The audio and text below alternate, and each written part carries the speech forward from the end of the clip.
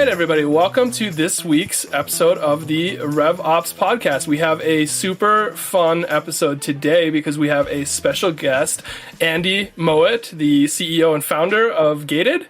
Andy, you want to go ahead and say hi? Hey there. Great to see you guys. Great to see you. Thanks for joining us. And as always, we have the two buffoons, Brandon and Jonathan, jumping in as well. You can say hi as well, guys, if you want. Don't sound so disappointed. And I guess we have these other guys too. Yeah, thanks. I appreciate it. What's up, guys? I mean, I just thought we'd start it out hot by just letting you guys know where you stand before we jump into the rest of the interview. That way, Andy and I can actually have a quality conversation, and then you guys can. We've been put in our place. Turn your mic off if you want. It's fine. But anyways, no, Andy, I'm super excited to have you and super excited for this episode. You and I have connected a couple times in the past, and your Gated is such a cool platform. We're going to talk about that a whole bunch today. But sort of first background for the listeners, Andy is a serial entrepreneur, advisor, investor, and over 18 years experience in growing tech companies, Culture Amp, Box, Upwork, Elance, and now Gated. Is that right? You got it. Yeah. It's I've spent, I say 20 years, but I think you guys must have done the math. 18 years of building go-to-market machines to scale companies rapidly. And three unicorns there. Yes. Yeah, we've had a lot of fun doing it.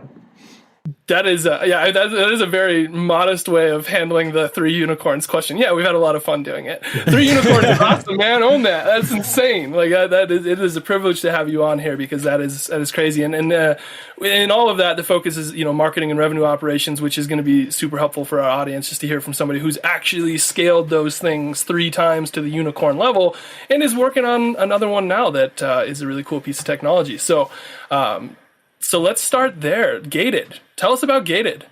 Yeah, maybe the best way to start is just by telling you the story. Right. So yeah. I was running RevOps, and then I added demand gen as well at Culture Amp. So we're a Series D company, and I'm getting blown up by SDRs. Right. As when you run RevOps, people are selling you a lot of tools. As is tradition, my day is at least 20 touch points from different SDRs through a day. Absolutely, yep. And it's like every time you move role, you get hit. Every time you have a fundraising, you get hit. And so I think we raised our D. And I was just getting blown up, right? So I was just frustrated one day, and I remembered what Bill Gates had said, and we can talk about that in a minute. But I basically wrote an email that said, I don't know you. I'm not going to get your email. Here's my Venmo link, and here's my nonprofit. If you donate, I guarantee I'll read it, right? And I just had a text expander, started shooting it out to people that annoyed me, and that was pretty much it, right? And like a week later, my Venmo account, I looked at it, and I'm like, oh boy, there's a lot of money in this thing. And and I started off with a nickel and a dime, and people would like $20 donations would show up, right? And you're like, there is something to this problem. So then I built the next version in Airtable and Zapier with a CEO's guidance that I really trust. And I started to talk about it to friends, in RevOps and other spots, and people would be like, "Oh my God, I need this!" Right? So I built it out and gave it to 5 or 10 people, and completely solved their spam problem. And that was about 2.5, 3 years ago, and I just kept monkeying with it, tweaking it. There were things where there were hurdles we had to cross, and at some point, raised some money for it from some pretty influential folks. Nice, it's amazing. Yeah, I mean. Also, I love that your minimum viable product was built on Airtable and Zapier. My minimum viable product was built on a text expander with a copy paste. I was to revenue with copy paste. Yeah, so you want to talk scaling from nothing, scaling from essentially copy and paste to a funded business, and then continuing to scale. It's insane. So I get the concept, right? Like the concept is if somebody emails me, an SDR wants to book a meeting with me, they get an auto response that's like, hey, if you want to book with this person, you got to donate to this charity or do this, take this action. How does it work? Like, what are the nuts and bolts of this thing? Yeah, absolutely. I mean, we believe that we don't want to change people's workflow and behavior, right? So we sit in whatever client you use, as long as you're using Google today, and we'll add Microsoft soon. And we basically, we take out email that's not on your allowed list. You can become on the allowed list if you've ever sent to them in the past, if you've trusted the domain. And then we're smart enough, say like Brandon, who I've known for a while, copies you in, Jordan, and I hadn't talked to you before. Like the system's smart enough to learn and to trust those things, right? So, what I've realized is people don't want to learn a new tool. People want it to work, right? So the system kind of like watches how you use email and learns. And so it's super, super smart. And then when you get that email, it basically says, there's a click here to donate. If you donate, it'll take that email out of it'll put it back into the inbox, and it'll say this was the donation amount, right? So everything just happens. There's tons of tools out there that help people manage email more effectively. That's not what we're building. We're stopping the mess from ever happening in the first place. I love that framing of it, stopping the mess from ever happening in the first place, right? It's asking everybody, how valuable is meeting with me to you? Is it because if it's not $50 to my favorite cherry valuable, it's not that valuable to me, right? Yeah, no, there's one interesting point that you've touched on a little bit. We're not charging for time. There's plenty of startups that have started with, hey, it's $50 or $200 to get a meeting. Those fail, and happy to go into kind of why. We're charging for your attention, and we're charging for the ability to put the email into the inbox. So our average price point right now, and I guarantee it'll go up, but it's $3, right? Like it's $2-3 to get the email into the inbox. We do not guarantee a reply. Because we are not building a tool for sellers, we're building a tool for buyers.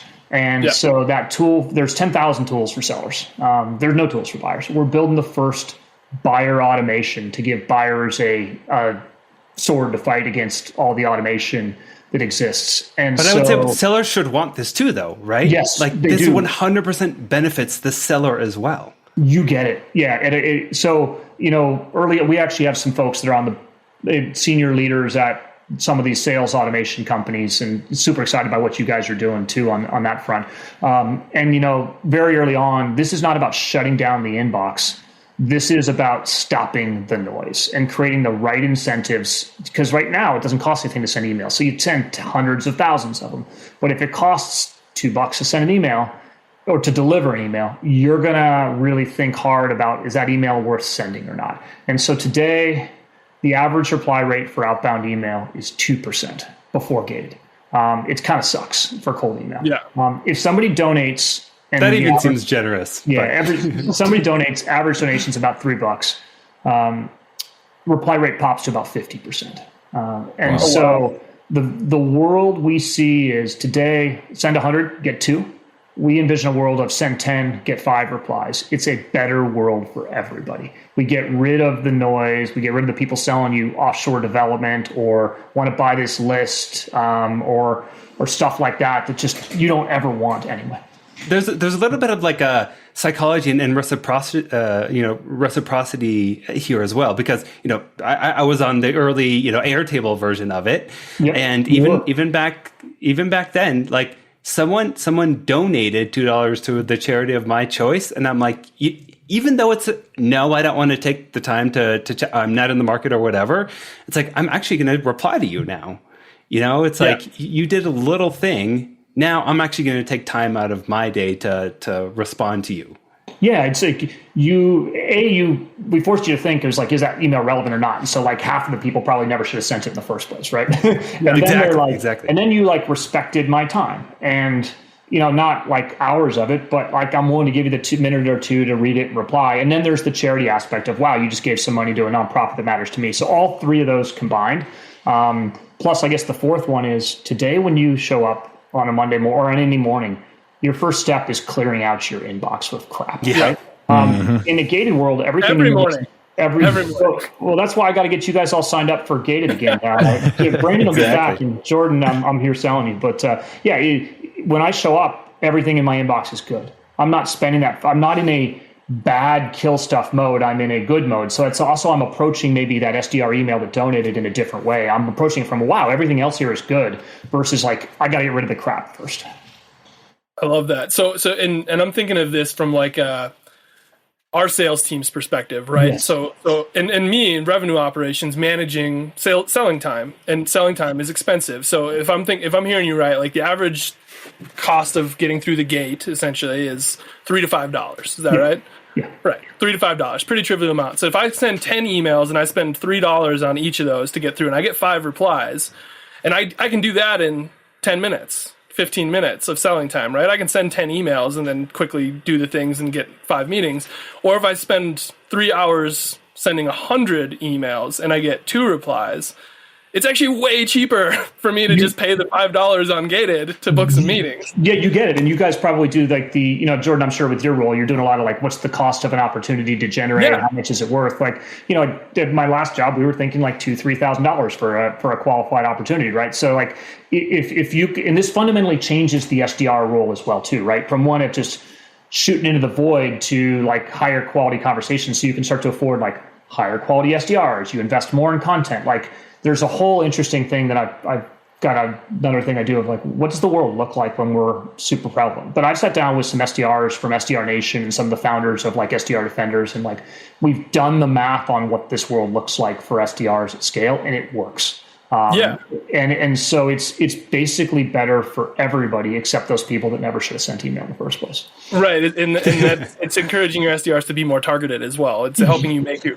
SDRs better. Which, I can see how this would the financial math of this from a revenue operations standpoint adds up. Right, like it actually works to save me money while increasing pipeline. From a selling standpoint, not alone the problem you're actually set out to solve, which was the buyer having, the full inbox. So I kind of want to keep going down this rabbit hole, but I know Brandon mentioned that you wrote a manifesto, which tell me about the manifesto. Yeah. So right now, not everyone that has the pain of email can use Gated, right? So for example, like we got a lot of sales leaders on our wait list. We're not taking them on, right? Because for a bunch of reasons, but at a fundamental level, if you're selling somebody and they get a challenge, it's going to not look as good. And so, but we've got so many people that intuitively get what we do and want to get aligned. So, my data marketing and I came up with the concept of like, there is a vision, there's a bigger vision. I'm happy to talk about where we're going with this whole thing. But we want to get people aligned with that, even if they can't use our product today. And people get really excited about what we're doing. So our manifesto, and I may paraphrase because it's out there, but fundamentally, like we believe people deserve to own their own attention, right? Like right now, when you show up, anybody can get into your inbox and take your attention, and it doesn't cost them a thing. So we believe that you should control who can reach you. We believe that a small marginal cost can create better connections. And then fundamentally, we think you deserve to own and determine the value of your attention and where that goes, right? So LinkedIn InMail proves our model at scale, but they made one big mistake. It costs the same to reach your 12-year-old or your 16-year-old kid as it does to reach like a senior leader. They didn't individually price that, right? Like Bill Gates costs the same to reach as like some random person. And so we allow every single user to set their own price, right? So Jordan, I was a little cagey when you were like, it's $3 to $5. We've got users that all anywhere from $1 up to like $5 minimum. Now here's the kicker. We also allow people to pick their own price. So 40% of people pay more than our users ask for, right? So it's we get a $20 donation or a $50 donation like almost every day. Wow, it's amazing. And so, by the way, I just have to ask. So say I'm a sales team and Gated is scaled, right? Like 60% of the people we reach out to have Gated. Is there ever a universe where you guys are going to integrate with somebody like Sendoso or Postal to where I can give reps a Gated budget? So Chris, CEO of Sendoso, is an investor, a friend, an advisor, and a user. So totally possible, yeah. Well, feel free to email Chris at sendoso.com and to reach him. Exactly. So the answer is yes. That world exists. We don't necessarily need to integrate with them to do that because all you need to do is say, hey, for my company, for revenue.io, I'd like to link it to my bank account, and then our system can be smart enough to say, hey, great, rather than a credit card, like here it is. So we don't even we actually have on our website a place where people can fill out and like get a sender account. We haven't built that functionality out yet, but like if people are definitely that's possible. But yeah, like Chris is good. We're really good friends with Postal and then also Alice as well too, and a bunch of the other ones. So yeah, Chris, I've been an advisor of Sendoso for years, and Chris is an amazing leader, and so he's been a super early feedback person on that side. Nice. Yeah, we're a Sendoso customer, which is why they came top of mind as well. And the way I'm imagining it is, if this becomes more and more prevalent in this, and I think it will, because I think it's awesome. I would love I manage the SDRs at Revenue as well. I'd love to be able to say, hey, like each SDR has $100 gated budget per month, right? It allows me to make them more targeted by enforcing, like, you have a limited budget to use for getting through paywalls, so use it wisely. Use it on the best leads. Use it on the best contacts. That's exactly some of the midterm stuff that we're working on. Yeah. Nice. I love that. So we've talked about this is changing outbound tactics. Then we've talked about that. We've sort of talked about that. We haven't talked about RevOps at all, so we should probably do that. This is the RevOps podcast. It looks like Jonathan got disabled from his camera because of his slow internet connection. I see him. Yeah. I see him. I think it's your slow connection. Stop blaming it on other people. I'm on Ethernet, thank you. I'm wired because otherwise I get booted and then you take over and it's a terrible episode. So I cannot. That was our best episode yet. So I have to make sure that I stay connected at all times. Keep this thing off the rails. All right. So RevOps in general, managing RevOps. You've been scaling, you've been focusing on marketing and revenue operations for 18 years. I know you say 20. I think Brandon did the math, so if it's wrong, that's on him. Yeah, that's marketing math, not ops math. Real math. He wrote it down on a napkin somewhere and then just eyeballed it. 28 years for marketing math, right? Yeah, exactly. You round way up when it comes to marketing math. Yeah. So with all the demands thrown at the RevOps team from different directions, it comes with scaling, from where you're at now and your previous companies. How do you do your capacity planning? Like right now, or how do you do your capacity planning at Gated? Yeah, I mean, for RevOps, I think it's Gated. We don't I am RevOps, but I'll talk about a Culture Amp or a Box, like a decent sized company. I mean. I think a lot of it is just I actually have an article in my RevOps handbook that I wrote before I wrapped up at Culture Amp around some of these things and the mentality that you need to hire for RevOps, right? And the ability to prioritize, force trade-offs and say no are kind of three core skills that if you don't have those, you're basically never going to be successful at prioritization, right? So I think what I look at is for each of, I ran, RevOps and demand gen, and what I would look at is, can the people that are running the different functions for me, right? So I'll talk about sales ops, but that leader is got to have a list of what are the projects and the priorities and where are we doing them. And then they're talking about that with the sales leader. And, basically the sales leader's asking for something. And I think what's at a fundamental level is you've got to be able to force trade-offs and scarcity. If you don't do that, you're going to get absolutely steamrolled as ops, right? That's a good idea. That's a good idea. That's a good idea. Yeah. Now you got to be that's a good idea, but I can do this or this, and which one is more important? And if you can't force scarcity as a RevOps leader, you're never going to get any more resources, and then you're basically going to be behind the eight ball the whole time. Yeah. It's totally fair. I mean, we use OKRs here. I think are super helpful for me on the RevOps side to prioritize because it creates. I think as a leadership team, you also need to create the space for RevOps to say no. Right? You need to set that expectation from the start. That I can get Brandon might ask me for something, and I say, yeah, that sounds really cool, but it's number 9 on my priorities because I'm looking at my priorities, and these 3 are directly tied to OKRs. These 3 are subsidiary tied to OKRs, and these 3 are also super cool. So if we get to it, we'll get to it, but otherwise, it's not even on my radar. Yeah, I don't know as a leadership team if it's on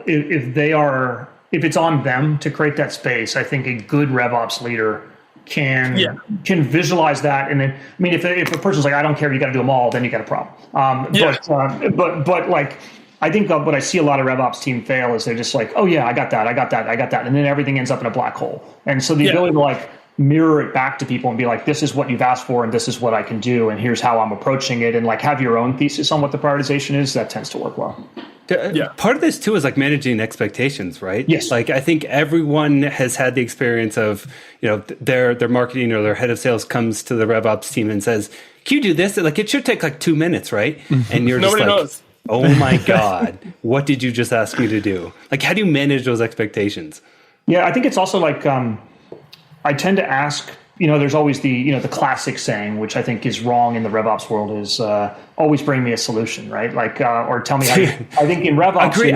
I want you to bring me the problem. I don't want you to tell me how to solve it, because you may not, as a marketing leader, have thought of like every single piece of how to solve it, or you may not understand this data problem, or this is the way it works. So I think a lot of it is like, bring us in at the issue phase. Don't be like, awesome, great, I need this piece of technology, please implement it. Like, then you're not. If you're trying to fix it on your own, you could break stuff even more. Oh, I mean, better yet is, and actually we do a really good job of this here, is say William Tyree, our CMO, identifies a problem and wants to solve it.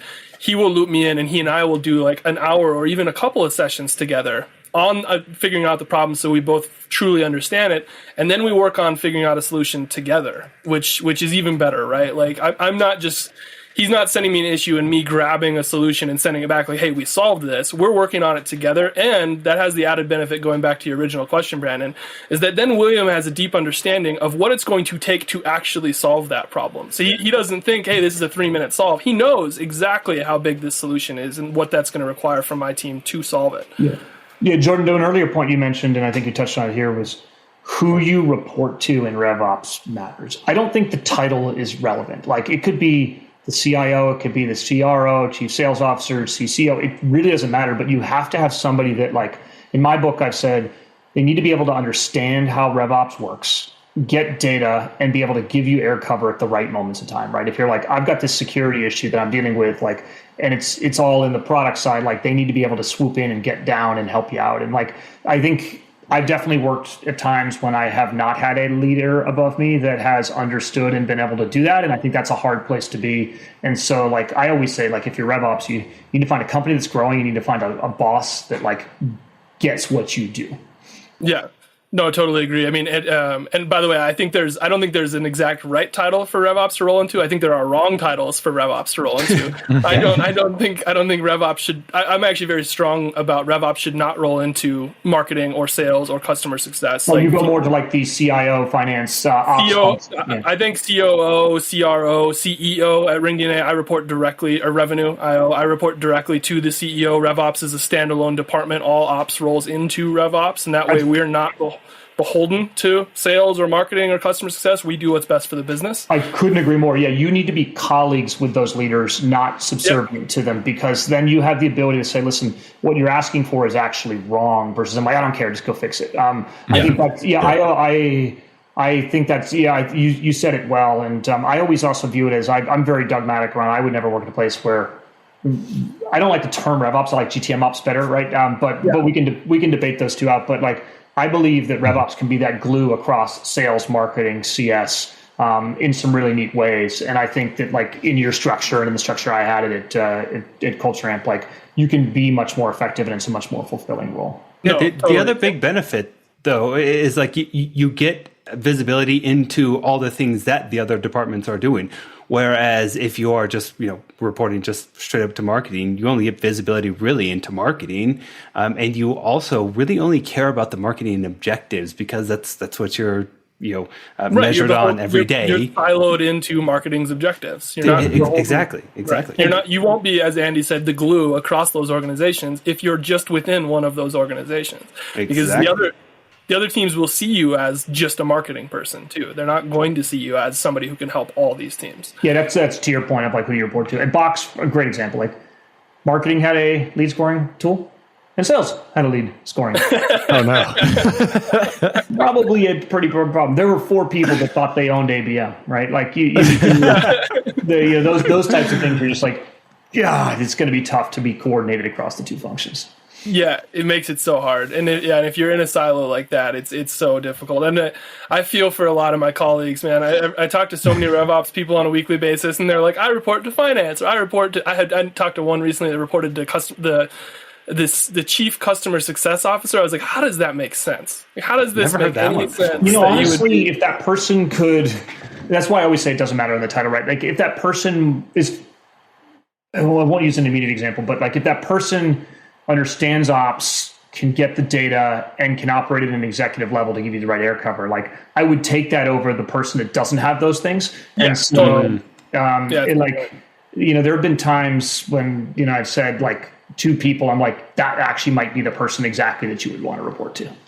Yeah, that's true. It's a really good point. Is that it's more about the qualities and leadership of the person that you're reporting to in that scenario. I think from just like a casual glance, I would be very hesitant to take a job where I reported to the chief customer success officer. I think you want to sit down with the CEO and be like, what's going on here? Do you have, are you lacking some other skills? But that may be the right place if you're there. Right. I need to like have a deep relationship with this CCSO or whatever we're calling that person before I would be willing to take that opportunity for sure.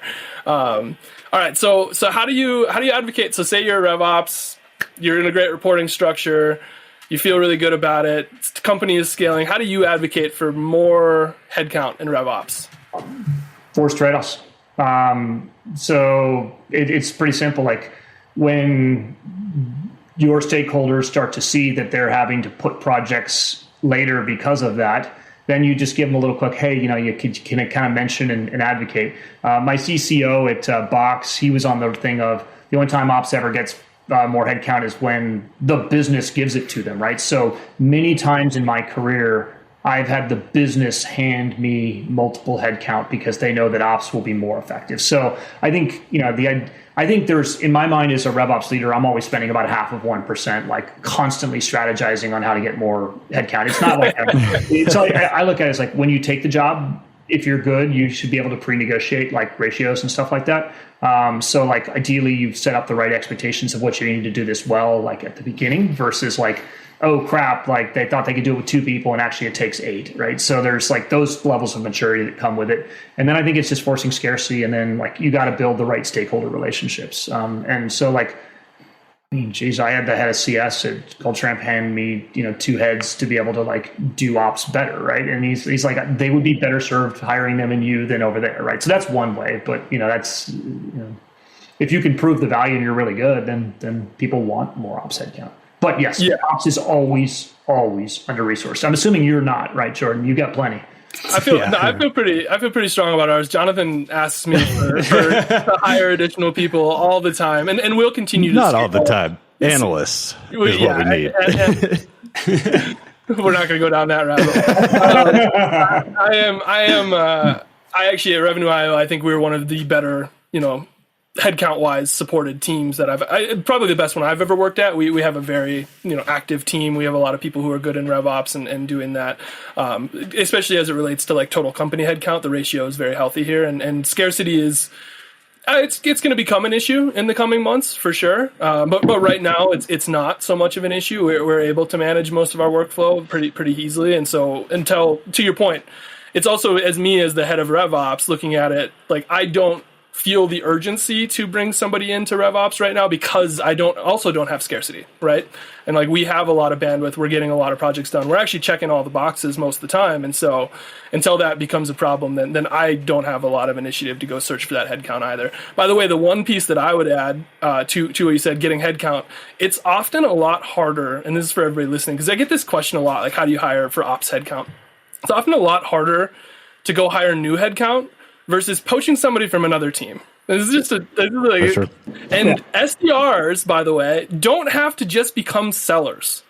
SDRs can become anything. CS people can become anything. Marketers can become anything, right? Like there are people at your company who are talented for ops and probably have the characteristics to do really well in it, just have never been given the opportunity. And if you go talk to the CEO or talk to the head of sales or whoever you need, it's a whole lot easier to get somebody to shift from an SDR to an ops role than it is to go, hey, can I go hire a new ops person? I couldn't agree more. At every position I've been at, it may not be like the directors that are running the whole function because you need some pattern recognition, but like I think like CS, SDR, even SMB sales are like great feeders for ops. At Box, we had the analytics team taught a class on like SQL, right? And so I would just basically sit at that class every time, and I would find the top of and I would be like, hey, so like I got a guy who was I forget where he came from, but he was in the class, and I'm like, this kid's just running circles around me in the class. And so like I hired him to run like marketing analytics, right? And it's he's now running it at a big public company, right? And so like some of these, they know how to work, they know the data. And the other cool thing to your point, Jordan, is like they sympathize with the other side, right? So it can actually bring ops, like say SDR is like, ops doesn't understand. Like, you bring in an SDR to the thing and like for 9 months, like they're like, wow, ops really gets us. So and frankly, you need that sometimes to like be a little more sympathetic to the roles. Yeah, and it also brings somebody in that has a perspective that you might be missing, because they've been doing the SDR. Like you might be working really hard to support the SDRs, but there's stuff you're missing. And bringing somebody in that was doing that role for a year, they're going to know things that need to be fixed that you aren't even aware of. Oh yeah, like our whole account like data entry thing was way too cumbersome, and when we moved in SDR over at Culture Amp, like that got fixed. So it saves you so much time in onboarding too, right? Mm-hmm. And them learning your systems and like a lot of times when you're hiring someone new, like you're taking a chance. You don't like, sure, they may have done a great interview. They may have done great on the take home exercise, but when it comes to actually doing the work, they might be terrible. Like anyone can fake being great for like a few hours on an interview, right? But it's almost like this is already someone who's proven. I love moving people within organizations so much, like especially with the at the same time, I found that there is a set of mentalities that I need for an ops hire. I actually have an article on that on my LinkedIn, and it's like if they're not wired that way, they won't. Totally. Go. Yep. Totally. Mm-hmm. And you can tell right away, right? Like you said, the SQL class. I would be remiss if I didn't plug Matt Miller from our ops team here, because in my first week at the company, literally my first week, this is 2 years ago, I meet this guy Matt. First time we've ever met. Within 20 minutes, he's showing me these spreadsheets where he's running his own data to see his own effectiveness and like tracking all this stuff, and he's doing all this. It took me like 30 minutes to okay, Matt, do you want to be an ops? Because you're good. He was a good SDR. He was a high performing SDR, but like clearly he was talented and suited and had the mindset to be in ops. And so I think he was on my team within 2 weeks. Like we poached him over right away. And he's still here, and he's been promoted twice and is absolutely crushing it in ops. Like it is a great fit for him. And he's picked up and learned Salesforce administration, and he's learned all these business analytics things. And he's picked up managing all the tech stack. And like, it's been really easy, or not easy. He's worked really hard, but like he has the mindset to problem solve and project manage and figure these things out on his own, which you can't teach some of that stuff. So it's amazing. You can't teach mentality. Like you just can't. Yeah. Can't do it. Jonathan, did you have something? I feel like I cut you off like 3 times. Oh, no. I think he did cut him off like 10 times, but we're past he said 4 words this episode, which is like I know, I have not talked a lot. 2 above average, so I thought I would let him. Let's give you some airtime. All right, just letting you in. I mean, he's nodding there in the background. But I mean, this is probably like the whole hiring thing. It's actually one of the questions I think I get the most from other ops people is like, how do you hire? How do you do that? And people seem to always be a bit shocked when I say like, well, like don't think about hiring externally, think about hiring internally. So I really like that we went down that rabbit hole. Also, by the way, it's a wonderful thing that I manage SDRs here at Revenue.io because I have the early, can spot that talent right away, right? By the way, one thing I've done, which is I've created I've hacked together my own like resource for ops stuff, which is going a little bit foul, but I've got a database where, and I was inspired by somebody else, but like if people are subtly looking for roles, they can put their name in there, and then I'm able to like be a resource for people on RevOps jobs, right? So I think I've got like 75 people that have basically said like, "Hey, I'm confidentially open to new things," right? So it's something that I did of like, I don't want to, when you do need to hire for somebody and you can't find it internally, like I kind of had an existing database I could just flip the switch at any time. Nice. Yeah. So nice. I mean, that's probably you too, because you're a RevOps thought leader. It's a lot easier to hire as well too. And that's also the virtue from your career. I always encourage every RevOps person I have to like write articles on LinkedIn. Don't just make RevOps an internal only role.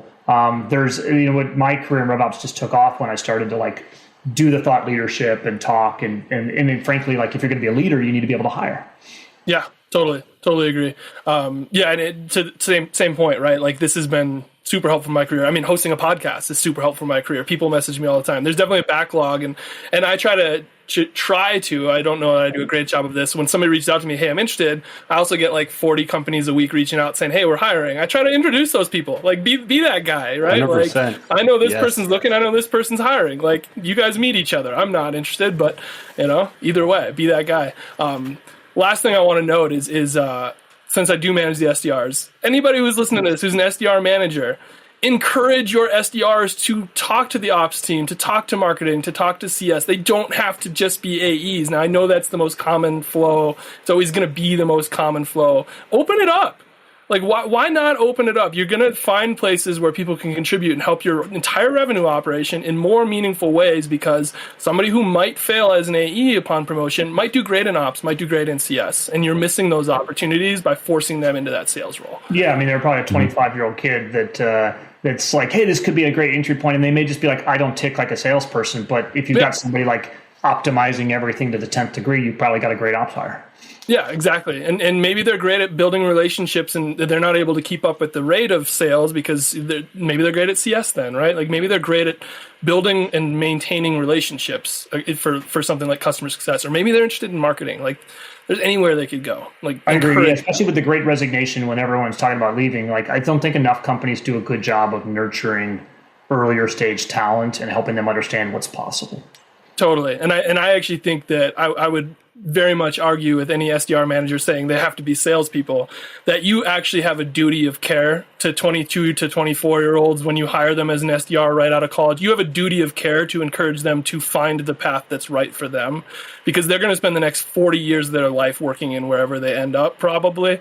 And if you force them into an AE role where they fail, they might jump to another AE role that fail. You're really going to mess up their career, and you need to do better than that. Frankly, I'm going to get off my pedestal, but I feel very strongly about that. I couldn't agree more. Yeah, it's cool that you kind of give back to the people that are coming behind you and help them. You know, I didn't know how I ticked until I didn't know I was great at RevOps until I was like doing it at Upwork, and I'm like, wow, I was hired to run business development, and then I ended up like falling into building out the marketing systems and everything like that. And so like I think a lot of people may be built for RevOps, but they didn't know it. And then when you finally like, wow, I'm built for RevOps, it's like a good feeling. Well, they're never given the opportunity, right? Mm-hmm. Yeah. Yeah, and like I look back, and I was it was called an organizer, but it was essentially like a CS/SDR role when I first got into tech. And luckily, I had a chief sales officer that I reported to at the time that like a month in was like, I need an operations person, and you would be good at it, and pushed me into that role. And had it not been for that, I probably would have gone down the rabbit hole of selling for 10 years and been miserable. And you would have never been fulfilled. You never would have been known how good you are, and Yeah, I kind of started on a similar path in web development, and kind of had an old boss kind of put me into the marketing technology side, and kind of same thing, just opened my eyes and fell in love with it. On the other side of that, I think SDRs should always be taking on, always try to tackle new is there any opportunity out there for me to do anything else, right? And like don't wait around for someone to ask you, hey, do you want to do marketing? Have you ever thought about ops? Have you ever thought about doing, like, if there is a need for it, just go out and do it. Don't wait till someone gives you permission to go do it. Right. Although speaking as an ops person, I agree with you, but it can also cause a lot of havoc sometimes too, right? Like it's funny. I always debated the GSD mentality. I was like, yeah, GSD, but like if no one's coordinating and everyone's just doing, like, it could end up being a total shit. So, but I mean, I think your maybe point is more like just do it in your career, like take the mentality, take control over your own career type of thing. Yeah. Exactly. Totally. So we went totally long on that question. So I'm going to move us on. We actually probably need to get towards the end of this episode, because I feel like I was up on a pedestal, but I feel confident about it, so we're sticking with it. But I have a question for Andy, though. Andy, if you were going to build out your ideal team in RevOps, what roles and what focuses would they have? I'm building every RevOps team to fit the dynamics and the nature of the company. But I mean, in essence, the way I look at it is I'll think at the scale that I've most recently been at. I think you're going to have like a systems team. You'll have a data like infrastructure analytics team.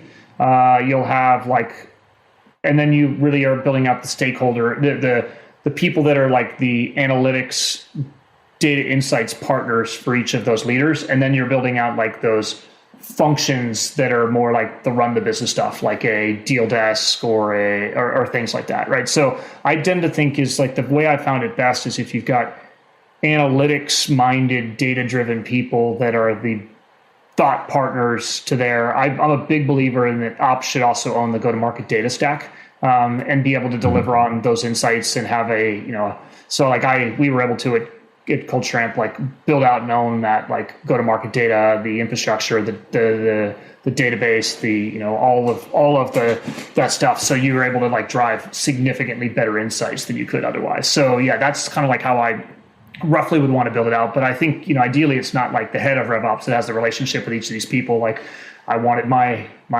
sales like I wanted the SDR plugged in with one. I wanted the head of AE plugged in with another and head of AM, because I think they're answering different questions, but then we all come back and map it across each other. I like it. Jonathan, you can't just nod. You have to answer. You have to. I said I like it. I know, but all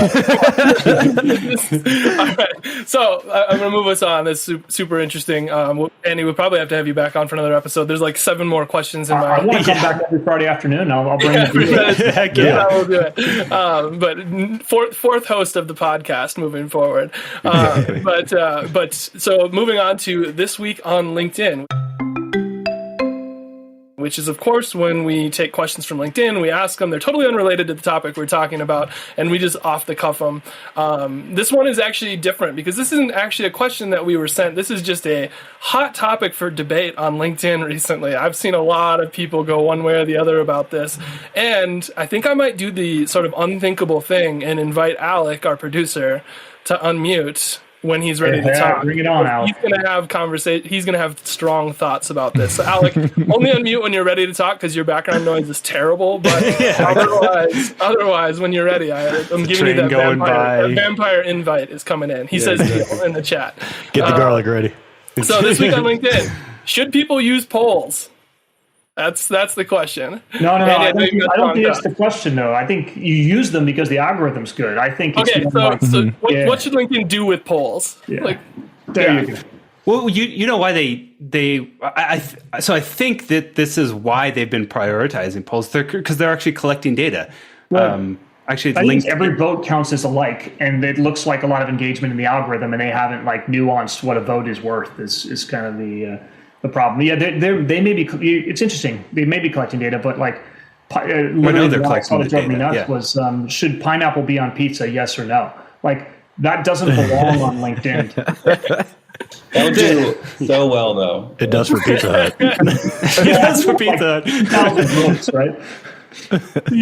Yeah, well, I'm starting to see a bunch of people, brands specifically, use them for kind of just traffic generating. They'll do a little whatever. They'll put their link in the actual post versus the classic put it in the comments thing, because it gets so many views that it's getting all this free traffic to their sign-up pages or whatever. I mean, I don't love them, but I could see it feeding, like from a branding perspective, at least, just because it's getting so much interaction, it's getting a lot of impressions, and you're getting brand recognition out of it. But yeah, the algorithm's all screwed up right now. I think the point is do a poll because it's actually useful, it's interesting, instead of I'm doing this poll because I'm going to get more views. It's a vanity metric. Right. Polls are it's dopamine. It's dopamine hit. Exactly. Like who's executing this really well right now is Chili Piper, right? If you guys voted on the marketing leader thing, that one's brilliant. Daniel at Chili Piper has been running that thing, and like their brand within marketing ops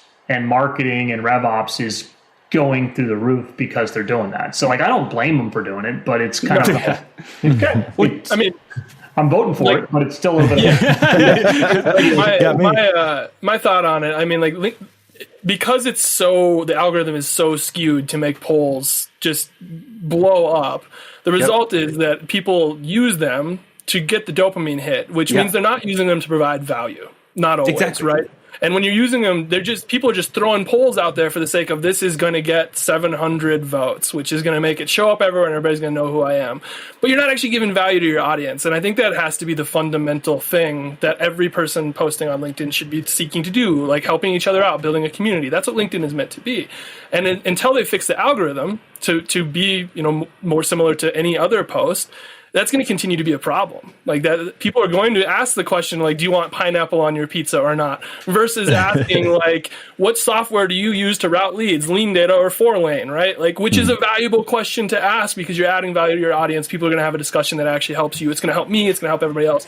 Like, that's the difference. But until they fix that algorithm, it's just going to be crap. It's just mostly swimming through junk to find the 2 or 3 polls that are actually useful. Yeah. Well, quick poll here. Who has posted a poll? When was the last time everyone posted the latest poll? on LinkedIn? 2 weeks ago. Last time I posted was probably 3 months. I posted, and I think I did it because Alec told me to post a poll like 3 months ago. I do 2 or 3 a week right now because I'm eating up that dopamine hit. So yeah, need that dopamine. And I will say, from a marketing perspective, people should be on the marketing side should be taking note of the engagement that type of content gets. So building assessments, surveys, they better be running on that because it's obvious it works in general, right? Yeah, that's true. I guess for me, I measure the value of my LinkedIn by like how much like conversation it's driving, how many people are actually getting. Because I think if people like a post and comment on it, they're getting value from it. They're actually engaging with it for a reason, right? With polls, I don't think votes necessarily symbol that they're getting value from what you've put out in the world, and so I'm hesitant to use them because me personally, my whole goal on LinkedIn is just purely to provide some leadership or thought value or ask questions to the world. Whereas I'm not a big social media guy in general, so the dopamine hit has never really been there for me anyways, I guess. But yeah, I get it. Like I said, until they fix the algorithm, like Brandon's going to keep posting 2 a week. You might as well. Like, I mean, I don't blame you. I don't know. It's not your guys. It's LinkedIn has done this. It's created this monster, but yeah, I do wonder if we should be careful because there could be long-term reputational or kind of brand impacts of like, this person is so annoying. They just keep posting polls all the day. Like that does over time have an impact. You see how much people dislike it. Like it's very obvious. There was a guy who had a pretty big following. I used to be connected to him, and I actually disconnected from him because every day he posted the same thing that was good morning to everybody except, and then it was like a new except every day. He did that for like 300 days in a row, and I was like, like I can't see this in my feed every day. Like this is so terrible. I want out, right? But I maybe to bring it all back home. What if LinkedIn charged $10 to post a poll? Hell yeah! We need data for LinkedIn. The noise would go down. and yeah, like your solution to everything is like make people pay for it. $5. but it is like it's enough of a limit to back to gated, right? It's enough of a limit that people will say, you know what, I'm actually not going to pay $5 to make that post. Like it's going to cap me away from doing that. Hey, you know what, I'm not going to pay $5 to that meeting because it's not actually a valuable meeting. And so like it goes back to that. It is effective, even though it seems like a small amount of money. It would limit it. So, and I think it's all about whether it's an email or a poll on LinkedIn. It's like first think about providing value, right? Instead of email, it's a numbers game. Don't look at it like that, right? Or LinkedIn, it's about gaming the algorithm. If that's your mentality, you've already lost, right? It's about how can I provide value wherever you are, every touch along the way, right? Totally. So we have 2 potential solutions for LinkedIn. If anybody wants to send this directly up the chain over there when they listen to this inevitably. One is just fix the algorithm to not do this. The other is put gated basically into LinkedIn polling. Which forces people to donate $10 to a charity. LinkedIn could write that off, I would bet, as a tax write-off, I'm assuming. So hashtag new revenue stream for LinkedIn right there. Yeah. I guess we all work for them now. That's probably what's happening. Alec, any last thoughts on this? No, not really. All right. Well, this has been an awesome episode. Andy, where can people give people your email so that they can experience Gated and donate to your charity? Gated.com is our website. My email is andy@gated.com. I'm comfortable putting it out there on the internet. Anyone can email me because you're gated. Yeah, exactly. Yeah. Nice. And Andy, this has been awesome. Thank you for joining us. And everybody listening, you can find Andy on LinkedIn. He's posts very frequently. He's going to cut back the polls, it sounds like. Maybe. We'll see. I know, that's not what I heard. If you want to vote in some polls, Andy was on LinkedIn. No, Andy posts a lot of things. And you publish all over the place. You have the manifesto. I've seen you published in like 40 different articles and blogs and all over websites. And so everybody follow him on LinkedIn, follow myself. And Jonathan actually posted on LinkedIn this week. So if you want to follow Jonathan, no way. He is now LinkedIn active as well. So we will plug him. But thank you everybody for listening. And of course, one last quick question. Who else is brave enough to mention their email address right on this phone call? I give mine most of the time. You can send your questions. You can send your questions for this week on LinkedIn to jordan.henderson@revenue.io. Yeah, and if you guys want his personal email, just message me on LinkedIn. Personally. But yeah, no, send your questions through. And of course, if you're listening this far into the podcast and you're enjoying it, please give us a 5-star review and write a review. It's super helpful for us. But Andy, thank you so much for joining, and we'll look forward to the next time. Thanks, guys. Thanks. Thanks, Andy.